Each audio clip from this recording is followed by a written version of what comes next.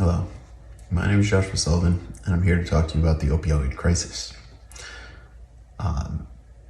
Basically, I'm here to provide my friends and family, and all of you, of course, with some information about the opioid crisis and how it's something as simple as having Narcan can help save someone's life. The opioid crisis is not something new. We have heard about it before. We have seen the numbers. We have seen what it does to society, community, and especially families. Odds are that it has or will affect you or someone you are close with. Every day, nearly 200 Americans die after overdosing on opioids.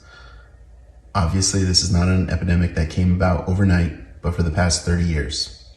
This is also has taken place during our lives, or my life at least. The death rates are through the roof, and only recently changes have been started to be put in place.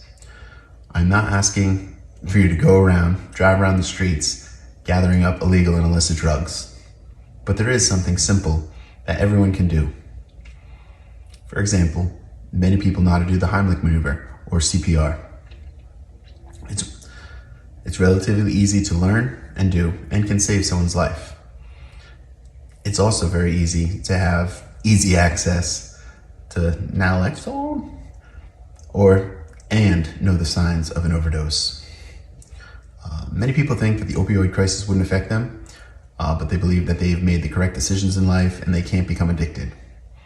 We have seen that they are wrong. Opioid misuse kind of peaks in early adulthood, about 18 to 25 years old. And then people identified as non-Hispanic white are most likely to receive an opioid prescription.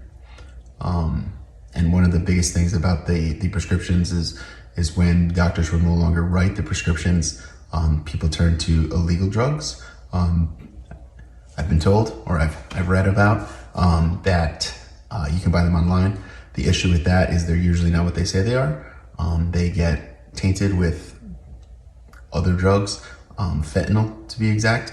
Fentanyl is another opioid, but it's, I believe, like 100 times stronger than heroin or like Oxycontin. So it takes a very small amount and people are mixing it in. And these are generally not laboratories that they're made in. Usually they're kind of backyard things. So it's really the biggest opioids coming from street dealers are prevalent for people who can no longer get prescriptions, or prescriptions are obviously much harder to get.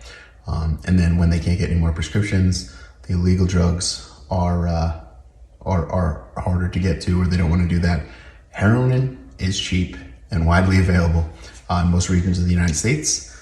Non-metropolitan areas are known to have the higher rates of the opioid prescribing. Between 2006 and 2017, approximately 224 million opioid prescriptions were filled annually in the United States, which is almost enough to distribute across the entire United States population, which is pretty crazy to think about. A specific class of drugs being overprescribed.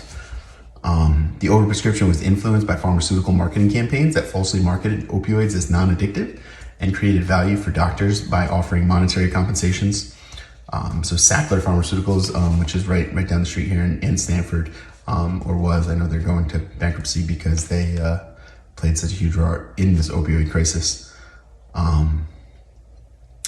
But those incentives include sponsored meals, speaking fees, travel expenses, and education. Doctors and big pharma profited greatly by marketing and prescribing opioids. They knew how highly addictive they were, and they did it anyway, and they profited off death. But there's something that you can prepare for the worst case scenario. Naloxone is a medicine that rapidly reverses an opioid overdose. Naloxone can quickly restore normal breathing to a person if their breathing has slowed or stopped because of an opioid overdose. But naloxone has no side effects on someone who does not have opioids in their system. Some examples of prescription opioids or opioids in general are heroin, fentanyl, oxycodone, hydrocodone, codeine, and morphine. So these are all things that it affects your breathing. Basically, it shuts you down. The naloxone, it comes in two different ways: an injectable and then in a nasal syringe. That's the one for common people, very easy to have. You can have one in your car, you can have one in your house. It's usually the people that you least expect it. It's a pre-packaged nasal spray. It's FDA approved, pre-filled, needle-free device, requires no assembly, and is sprayed into one nostril while the person lays on their back. This diet is easier for loved ones and bystanders without formal training to use. The other one, again, isn't an injectable, so you really want to be a medical professional to use.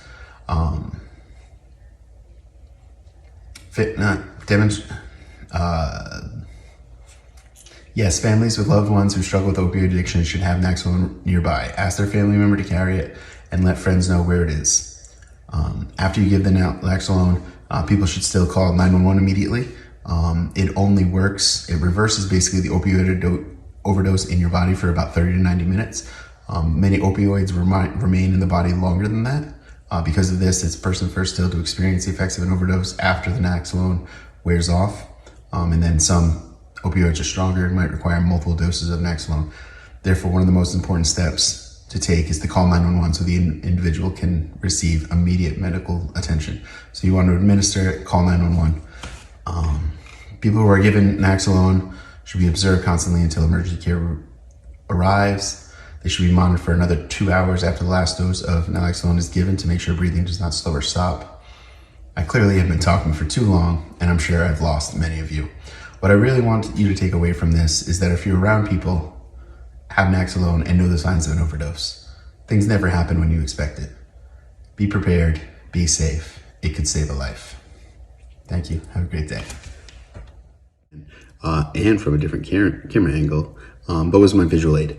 So this is just basically how people with opioid addictions, it does just not affect them. It really affects everybody. I kind of touched on it in my speech. But again, here's just the kind of a graphic that shows kind of a chart about all the different kind of people, and it just goes out and out in different rings.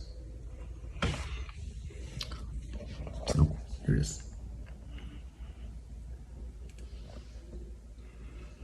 Again, it's the individual, interpersonal kind of people around them, the community and society as a whole.